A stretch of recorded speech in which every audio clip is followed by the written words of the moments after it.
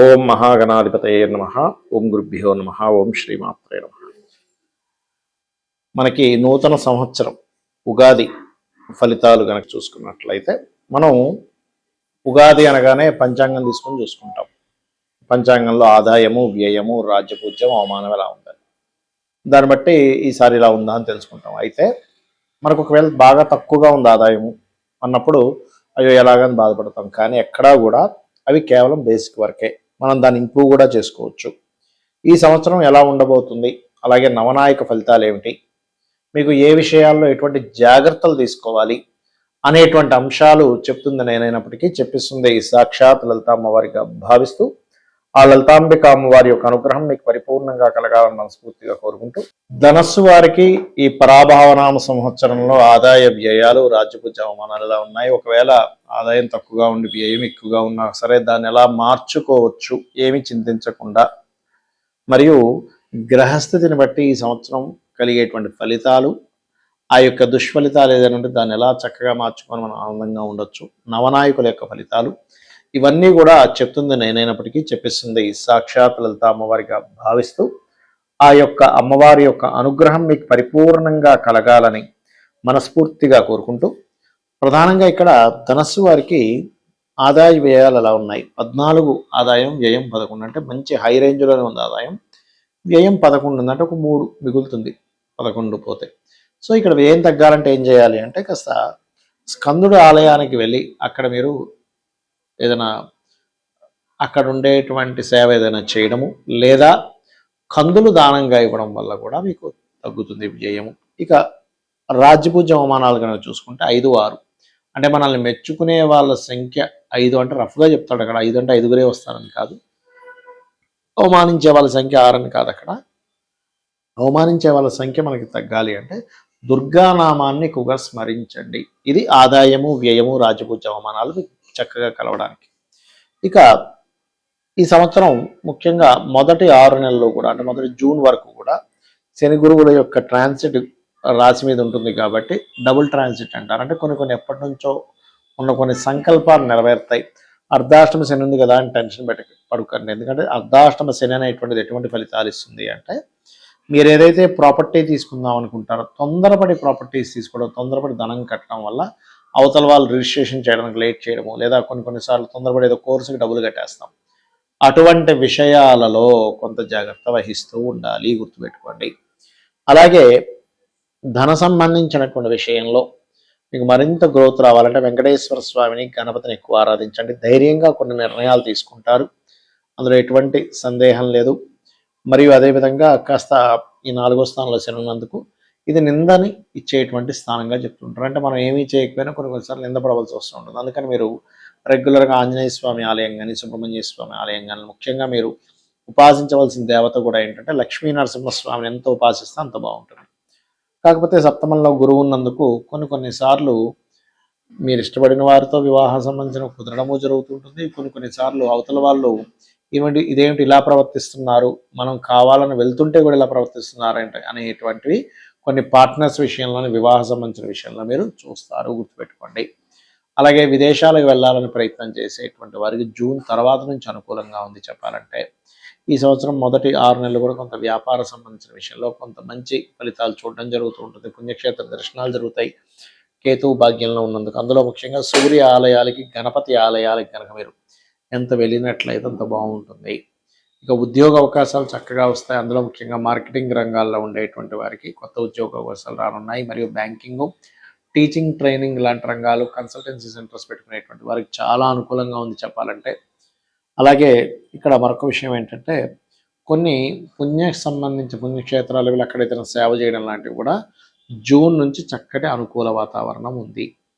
అలాగే సంతానం కోసం ప్రయత్నం చేసేటువంటి వారికి కూడా జూన్ నుంచి బాగుందని చెప్పుకోవచ్చు.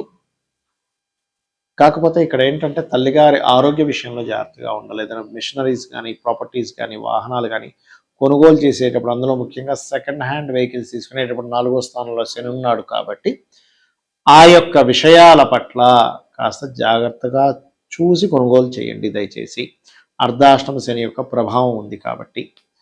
అలాగే మరొక విషయం ఏంటంటే వీలైనంత మట్టుకు గృహంలో ఏదో ఒక హోమం వీలైనంత మటుకు చేయించుకుంటూ ఉన్నాడు. అప్పుడు దానివల్ల ఏమవుతుందంటే అర్ధాష్టమ శని ప్రభావం తగ్గుతూ ఉంటుంది. ఇంట్లో ఉండే వాళ్ళకి లేదా తల్లిగారికి కొంచెం ఇవి చేయడం వల్ల అనారోగ్య బాధల నుంచి కూడా బయటపడడం జరుగుతూ ఉంటుంది. ఇక మీరు నిత్యము చేయవలసిన దేవతారాధన లక్ష్మీ నరసింహస్వామి ఆరాధన చేయడము, కాస్త తండ్రి గారితో కానీ లేకపోతే తండ్రి సమానులతో చిన్న చిన్న విభేదాలు కూడా వస్తాయి కేతు 9లో ఉన్నందుకు. కాబట్టి ఈ యొక్క విషయాల్లో జాగ్రత్తగా ఉండండి, అన్ని విధాలా బాగుంటుంది. ఈ సంవత్సరం నవనాయకులు ఎవరు, దీనివల్ల దేశకాల పరిస్థితులు ఎటువంటి ఉంటాయి అనేటువంటిది పంచాంగంలో ఉంటుంది. అయితే కొన్ని శుభగ్రహాలు రాగానే అద్భుతం అనుకోవడానికి లేదు. ఎందుకంటే శుభగ్రహాల యొక్క రాసుల్లో ఉండే గ్రహాలను బట్టి మనం చూసుకోవాలి. నవనాయక నిర్ణయాలు కనుక చూసుకుంటే ఈసారి రాజు గురువు అయ్యాడు. గురువు రాజు అయినందుకు అందరూ ఏమనుకుంటా, అబ్బాయి ఇంకేంటి అసలు అద్భుతం, ఆధ్యాత్మికంగా అసలు ఎక్కడికో వెళ్ళబోతుంది ప్రపంచం, ధర్మబద్ధమైన దీంట్లోకి వెళ్ళబోతుంది అనుకుంటున్నా. కానీ అది పూర్తిగా తప్పు. ఎందుకు? గురువు చూడ్డానికి ఉచ్చస్థానంలోకి వెళ్తున్నాడు, కానీ దాని వెనకాతలు ఉండే గ్రహాల స్థితిని మనం గమనించాలి. ఎప్పుడు కూడా శని ఉన్నాడు, శని యొక్క దృష్టి గురువు చూస్తున్నాడు. శని యొక్క రాశిలో రాహు, ఇది చూడ్డానికి అక్కడ గురువు ఉన్నాడు కానీ శని రాహు ఎనర్జీస్తూ ఉన్నాడు. దీనివల్ల ఏంటంటే మనం గతంలో ఆల్రెడీ ఈ శని ఇక్కడ ఎంటర్ అయినప్పుడే చెప్పాం, లాస్ట్ ఇయరే, పీఠాధిపతులకి ఇబ్బంది, సనాతన ధర్మ సంబంధించిన విషయాలకి ఇబ్బంది, ఆధ్యాత్మిక మార్గాల్లో గురుస్థానాల్లో ఉండేటువంటి వారు చాలా జాగ్రత్తగా మాట్లాడాలి, చాలా జాగ్రత్తగా ఉండాలి. వాళ్ళకు కూడా కొంతవరకు ఎక్కడో దగ్గర ఏదో రూపంలో లీక్ అవుతుంటాయి కొన్ని విషయాలు, దాని మూలంగా కూడా ఇబ్బంది అనేటువంటిది ఉంటుంది అనేటువంటిది చెప్పడం జరిగింది. అయితే ఇది మరి ఈ సంవత్సరం కూడా కంటిన్యూ అవుతుందా? కాబట్టి కంటిన్యూ అవుతుంది. కాబట్టి చాలా చాలా చాలా కేర్గా ఉండాలి. ఏది ముఖ్యంగా పీఠాధిపతులు, ఆధ్యాత్మిక రంగాల్లో ఉండేటువంటి వారు, సాధనలు చేసుకునేటువంటి వారు, అంటే ఎక్కడో వీళ్ళ తప్పు లేకపోయినా ఏదో ఒక పుకారు, వీళ్ళ మీద ఒక బురద జల్లేటువంటి ప్రయత్నం, లేదా వీళ్ళే మాట ఏదో తప్ప ఒక మాట అనడం, అలా అనమాట. ఒక మాయలాగా నడుస్తూ ఉంటుంది అంతా కూడా. ఎప్పుడు ఏం జరుగుతుందో తెలియనట్టుగా ఉంటుంది. మరి దీనికి ఏమిటండి పరిహారము? సింపుల్, ఏమి లేదు. గురువు శని రాహువుల చేత ప్రభావితం అవుతున్నాడు కాబట్టి అందరూ కూడా శని రాహు గ్రహాల దగ్గర దీపారాధన చేయండి. లేదంటే ఇంకొంచెం ఏమైనా చేసుకోగలమా, హోమాలకు ఎక్కువ అటెండ్ అవ్వండి. అలాగే కొంచెం ఈ గురువు అలా ఉన్నప్పుడు ఏమవుతుందంటే సెక్యులర్ భావాలు బాగా విపరీతంగా పెరుగుతాయి సొసైటీలో. సెక్యులర్ భావాలు చాలా తప్పని నేను చెప్పట్లే, అది ఆ సెక్యులర్ భావాల రూపంలో మాయలు జరుగుతాయి. గుర్తుపెట్టుకోండి, సెక్యులరిజం అనేటువంటిది అందరూ సమానంగా ఉండాలి, అందరూ ఒకే దీంట్లో ఉండాలనేది చాలా మంచిది. కానీ ఆ రూపంలో, ఆ మాయలో, ఆ యొక్క విషయంలో మేము సెక్యులర్ సంబంధంగా మేము మంచి చెప్తున్నాం అనే దాంట్లో కుట్రలు కూడా ఉంటాయి. ఇది జరగబోయేది, గుర్తుపెట్టుకోండి. ఇక ఈసారి మంత్రి కుజుడయ్యాడు. మంత్రి కుజుడున్నప్పుడు ఎలా ఉంటుందంటే, కుజుడు అంటే ఫైటింగ్, అంటే ఎంతసేపు ఆలోచన ఎలా వెళ్తుందంటే ఈ సంవత్సరం అంతా కూడా ఏదైనా కొంచెం చిన్నది అవ్వగానే ఏముంది వేసేద్దాం, బాంబు వేసేద్దాం. అదేదో సినిమా కొన్ని ఉంటాయి చూడండి, గన్ పట్టుకొని వాడిని వేసేస్తాడు, ఇది వేసేస్తాడు. మంత్రి అయినప్పుడు ఆలోచన విధానం అంతా కూడా బాంబు వేసేస్తే అయిపోతుందిగా, కొంతమందిని పంపించి పేల్చేస్తే అయిపోతుందిగా, కొంతమందిని అక్కడ అటాక్ చేస్తే అయిపోతుందిగా, ఈ రకంగా ఉంటుంది. అంటే ఏదైనా సరే నిర్ణయం అనేటువంటిది యుద్ధ సంబంధంగానే ఉంటుంది, కానీ సామరస్యంగా కూర్చొని మాట్లాడుకుందాం అనేటువంటి స్థితిలో ఉండదు మంత్రి కనుక కుజుడైనప్పుడు, గుర్తుపెట్టుకోండి. ఇక సైన్యాధిపతి చంద్రుడయ్యాడు. ఇక్కడేమో మంత్రి కుజుడయ్యాడు, సైన్యాధిపతి చంద్రుడయ్యాడు. చంద్రుడు అన్నప్పుడు ఏంటంటే చిన్నపిల్లల తత్వం. అంటే ఏమిటి? ఈ యుద్ధ సంబంధించిన విషయంలో అనుకోండి, సెక్యూరిటీ సంబంధించిన విషయంలో అనుకోండి, చంద్రుడు చంచల కారకుడు. అప్పుడే ఒక రకమైన దీంట్లో ఏది చిన్నపిల్లలు లాంటి నిర్ణయాలు తీసుకుంటున్నారేంటి, సైన్యము లేకపోతే ఆర్మీ, ఈ టెర్రరిస్టులు ఏదైనా అనుకోండి, చిన్నపిల్లల్లా ప్రవర్తిస్తున్నారేమిటి అనేటువంటి భావన మనకు కలుగుతుంది ఈ విశ్వవసు నామ సంవత్సరంలో. ఇవన్న ఈ పరాభావ నామ సంవత్సరంలో విశ్వవసు అయిపోయి పరాభావం రాబోతుంది కాబట్టి చెప్తున్నా. ఆల్రెడీ విశ్వవసు నామ సంవత్సరంలో దాని ప్రభావం వచ్చేసింది, ఎందుకంటే గురువు రాశుల్లో ఉండే శని రాహుల వల్ల. రైట్.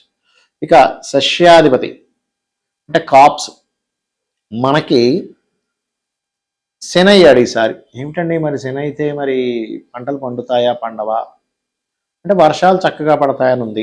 ఎందుకు అంటే మేఘాధిపతి చూసుకున్నట్లయితే చంద్రుడు అయ్యాడు కాబట్టి వర్షాలు చక్కగా పండుతాయి. రసాధిపతి రవి అయ్యాడు కాబట్టి. అయితే ఇక్కడ మనకి ఎప్పుడైతే షష్యాధిపతి శని అయ్యాడో లాంగ్ టర్మ్ క్రాప్స్ ఉంటాయి సార్, వాటికి బాగుంటుంది. మిగతా విషయాలకి ఈ శని అయినందుకు క్రాప్స్కి కాస్త రైతులకి ఒక్కోసారి, ఎందుకంటే శని మీనరాశిలో ఉన్నాడు కాబట్టి, గురువు యొక్క రాశుల్లో ఉన్నాడు కాబట్టి కొన్ని అబ్నార్మల్గా పెరిగేవి. అంటే అలాగా ఇంత గుమ్మడికాయ రావాల్సిందే ఇంత గుమ్మడికాయ రావడం, లేకపోతే వస్తే డబల్ పంట ఒక రైతుకి, లేదంటే అసలు ఏమీ పండకుండా ఉండడం. ఒక విచిత్రమైనటువంటి విషయాలు మనం చూస్తాం కాప్స్లో. అలాగే కాప్స్ సంబంధించిన విషయంలో కొన్ని ఆర్గానిక్ ఫార్మింగ్ రిలేటెడ్ సంబంధించిన బాగా ఎక్కువగా పెరుగుతాయి కాప్స్. ఇంకా ఆరోగ్యం చాలా ముఖ్యము.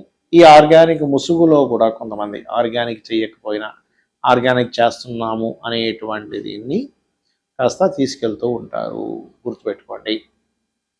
కాబట్టి ఇంకోటి ఏంటి, ఈ సైన్యాధిపతి చంద్రుడు అయినందుకు చంద్రరాశిలో గురువు ఉంటూ ఈ శని రాహుల యొక్క ప్రభావం ఉన్నందుకు కొన్ని దేశాల మీద కొన్ని దేశాలు అప్పుడు నాగసాకి, హీరోషిమా నాగసాకి మీద వేసినటువంటి వాటిని ప్రయోగించే ప్రయత్నం చేయడము, అలాంటి కొన్ని సంఘటనలు జరగడము అనేటువంటిది ఖచ్చితంగా చూపిస్తుంది. రైట్. కాబట్టి ఏంటంటే ఈ రైతులు ఏదైనా సరే లాంగ్ టర్మ్గా ఉండేటువంటివి, అలాగే వీలైనంత మట్టుకు గోమూత్రము, గోవు యొక్క ఇవి ఉంటుంది పేడ, కాబట్టి గోమలము, గోమూత్రము, వీటికి సంబంధించినటువంటి వాడడం వల్ల వీళ్ళు చాలా మటుకు కాపాడబడతారు రైతులు. కాబట్టి ఈ విషయంలో చాలా జాగ్రత్తగా ఉండండి. లాంగ్ టర్మ్ క్రాప్స్ మీద ఇది చేయండి. ఇక ధాన్యాధిపతి బుధుడయ్యాడు. బుధుడైతే ఎలా ఉంటుందంటే ధాన్యం యొక్క బిజినెస్లు బాగా పెరుగుతాయి. అంటే సాఫ్ట్వేర్ కంపెనీస్లో ఇప్పుడు ఎవరెవరైతే జాబులు చేస్తున్నారో ఇవన్నీ కాదు, మనం ఒక పొలం కొనుక్కుందాం, మనం చక్కగా పంట వేసుకుందాం. మీరు చూస్తూ ఉండండి, ఇప్పుడు ఈ హైదరాబాద్ చుట్టుపక్కల ప్రాంతాల్లో భూములు ఆగిపోయాను అనుకుంటేది భూముల రేట్లు విపరీతంగా పెరుగుతాయి. మీకు రాబోయే 3 ఇయర్స్లో మీరు అసలు ప్రిడిక్ట్ చేయలేరు. రాబోయే 3 సంవత్సరాలు అన్ప్రెడిక్టబుల్. ఏమిటి అసలు, మనం 3 కోట్లకు వస్తుంది అనుకున్నాం, ఇప్పుడు 30 కోట్లు చెప్తున్నారు ఏంటనే స్టేజ్కి వెళ్ళబోతుంది రాబోయే 3-4 సంవత్సరాల్లో. కాబట్టి దయచేసి మీకు 4 డబ్బులు ఉంటే భూమి కొనుక్కోండి, నా మాట వినండి. అబ్నార్మల్గా పెరగనుంది, అబ్నార్మల్గా. ఇవాళ అయితే మనం లాస్ట్ టైం సిల్వర్ అబ్నార్మల్గా పెరుగుతుందని చెప్పుకున్నాం ప్రిడిక్షన్స్లో ఒక 6 నెలల క్రితం. అలాగే సిల్వర్ ఎలా అయితే పెరిగిందో ఈ భూములు కూడా అబ్నార్మల్గా పెరగనున్నాయి. ఫ్లయింగ్ కార్స్ రానున్నాయి ఫ్యూచర్లో. కాబట్టి ఎక్కడ ఉన్నా సరే మనిషి ఒకటే అయిపోతుంది. సిటీ నుంచి 100 కిలోమీటర్ల దూరంలో ఉన్నా 10 నిమిషాలు వెళ్ళిపోతాడు కారులో, సిటీలో దగ్గరలో ఉన్నా అదే టైం పడుతుంది, ఇంకా ఎక్కువ టైం పడుతూ ఉంటుంది. కాబట్టి ఈ ఫ్లయింగ్ కార్స్ ఎప్పుడైతే మనకు వస్తాయో, ఎందుకంటే ఈ రవాణా సంస్థ కారకుడు చంద్రరాశి, గురువు ఎక్కడైతే ఇప్పటికి వస్తున్నాడో ఈ శని రాహులు ఎక్కడైతే ఉందో ఫ్లయింగ్ కార్స్ సంబంధించినటువంటి మరింత ఇంప్రూవ్మెంట్స్, డ్రోన్ టెక్నాలజీ ఇంకా చక్కగా ఇంప్రూవ్ అయ్యి దాని యొక్క విషయంలో మనం అనేకమైనటువంటి ఇది చూడబోతున్నాము. అయితే ఈ ధాన్యాధిపతి బుధుడైనందుకు బిజినెస్ అంటే ఈ క్రాప్స్ కొన్ని విషయాల్లో దెబ్బతినడం వల్ల రేట్లు బాగా పెరుగుతాయి. చాలామంది ఈ బిజినెస్లోకి ఎక్కువ మంది వచ్చేస్తారు. ఏది, ఈ ఫుడ్ రిలేటెడ్ సంబంధించిన బిజినెస్లోకి ఎక్కువ వచ్చేస్తారు. ఎందుకంటే ఈ సాఫ్ట్వేర్ మనం చూస్తున్నాం, ఏఐ ప్రభావం చాలా పెరిగిపోయింది. నెక్స్ట్ ఏమిటి, ఎవర్ గ్రీన్ ఏంటి, ఏ రిప్లేస్ చేయండి ఏదైనా ఉందంటే ఫుడ్ని ఏ రిప్లేస్ చేయలేదు. ఎందుకంటే ఆకలి ఇంకేదో అదేదో ఆదిత్య 369 సినిమాలో లాగా అదేదో ఒక క్యాప్సిల్ వేసుకుంటే వాడు కడుపు నిండిపోయి స్టేజ్ వస్తే చెప్పలేం. కానీ కాబట్టి ఈ ధాన్యాధిపతి బుధుడైనందుకు ఈ ధాన్యాల మీద రేట్లు కానివ్వండి, ఈ ధాన్య సంబంధించిన బిజినెస్లు కానివ్వండి విపరీతంగా పెరగనున్నాయి, గుర్తుపెట్టుకోండి. ఇక అలాగే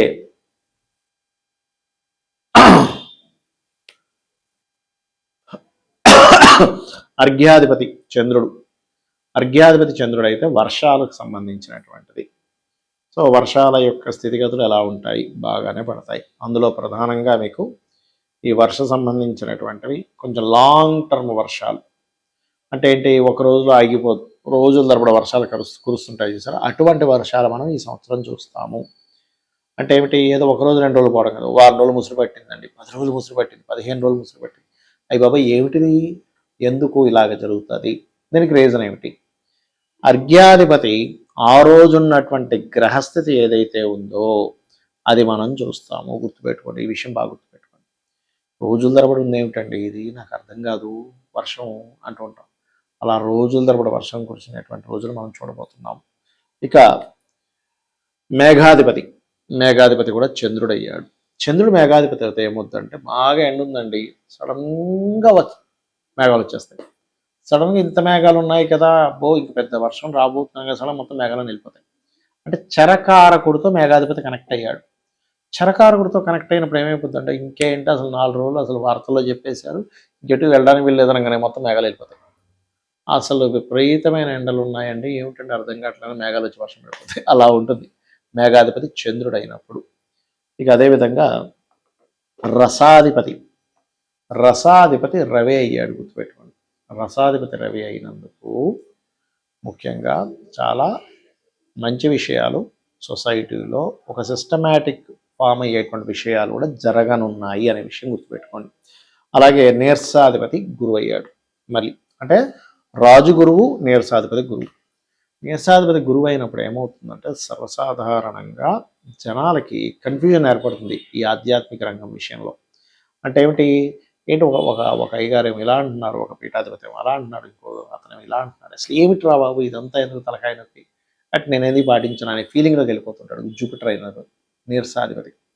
అలాగే సెల్ లెవెల్లో వచ్చేటువంటి హెల్త్ ఇష్యూస్ రావడం, జీన్స్లో అంటే మనకి చూడండి ఒక్కోసారి సెల్ లెవెల్లో, మైక్రో లెవెల్లో ఇలాంటివి ఎక్కువ అవుతూ ఉంటాయి. అలాగే మనం ఇందాక అనుకున్నాం, ఈ యుద్ధం వల్ల కూడా నీరసాధిపతి గురువు అయినందుకు, రాజు గురువు అయినందుకు జన నష్టం కూడా జరగనుంది. మరి ఏం చేయాలి? దత్తాత్రేయుడికి సంబంధించినటువంటి పఠనం చేయడం, అంటే దత్త వైభవం కానీ, దత్తాత్రేయుడికి సంబంధించింది కానీ, దక్షిణామూర్తి స్తోత్ర పఠనం కానీ చేస్తూ ఉంటే, రాజు గురువయ్యాడు, నీరసాధిపతి గురువయ్యాడు కాబట్టి మనకి ఎక్కడా కూడా అనారోగ్య సమస్యలు రాకుండా ఉంటాయి. అలాగే శని రాహు గ్రహాల దగ్గర దీపారాధన చేయడం, గణపతి ఆరాధన చేయడం ముఖ్యంగా చేస్తూ ఉండాలి. అయితే ఈ కేతువు ఎప్పుడైతే ఇక్కడికి వెళ్తున్నాడో, మనకి గురువు కేతులు ఇద్దరు కలిసి ఉంటారు కాబట్టి ఇక్కడ ఒకవైపు ఈ పీఠాధిపతి గొడవలు ఎక్కువైపు ఒకవైపు అవుతుంటాయి, ఒకవైపు సాధనా మార్గంలో అద్భుతమైన దీంట్లోకి వెళ్ళే ఇది కూడా ప్రారంభం అవుతుంటుంది. ఒకవైపు అంటే సాధనలు విపరీతమైన చేసేయడం, కొంతమంది ఈ సాధనలు ఏమి లేవని, అంటే మీరు చూస్తూ ఉండండి. ఈ సంవత్సరం గురువైనందుకు ఆధ్యాత్మికం అనేటువంటిది ఎన్ని పుంతలు తొక్కాలో, ఎన్ని మార్గాల్లోకి వెళ్ళిపోవాలో, ఎంత డిఫరెంట్ కల్చర్స్ రావాలో, ఎన్ని డిఫరెంట్గా చూడాలి, ఎప్పుడూ చూడనంత విధంగా మనం చూస్తాము. ఇక ఎవరికైనా ఇబ్బందులు ఉన్నాయి, జాతకం తెలియదండి, నక్షత్రం తెలియదు, రాశి తెలియదు, ఏమీ తెలియదు, కానీ అప్పులు ఉన్నాయి, ఓం అప్రనాయ నమః చేసుకోండి. లేదు ఫైనాన్షియల్ గ్రోత్ రావాలి, ఓం సంపత్కరీ సమారూఢ సింధుర వ్రజసేవితాయ నమః చేసుకోండి. అలా కాదు, నాకు అనారోగ్య సమస్యలు ఉన్నాయి, ఓం సర్వవ్యాధి ప్రశమని సర్వమృత్యు నివారిణి అగ్రగణ్య అచింత్య రూప కలికల్మష నాశిని నమః చేసుకోండి. అలా కాదండి, నాకు ఉద్యోగ సంబంధించిన ఇబ్బంది ఉంది, ఓం మాణిక్య మకుటాకార జానుద్వయ విరాజితాయ నమః. వివాహం అవ్వట్లేదు, ఓం కామేశబద్ధ మాంగళ్య సూత్ర శోభిత కందరాయ నమః. వివాహం అయింది కానీ ఇబ్బందులు ఉన్నాయి, ఓం శివకామేశ్వరంకస్త శివ స్వాధీన వల్లభాయ నమః. ఈ రకంగా మనం యూట్యూబ్లో ప్రతి నామానికి అర్థము భావన చెప్పాను, చూడండి, చేసుకోండి. అమ్మవారిని నమ్ముకున్నట్లయితే అమ్మవారే మిమ్మల్ని ఒక సొంత తల్లి, కన్న తల్లి ఎలా చూసుకుంటుంది, ప్రతి జీవికి కూడా అలా చూసుకుంటుంది. శ్రీమాత్రే నమః.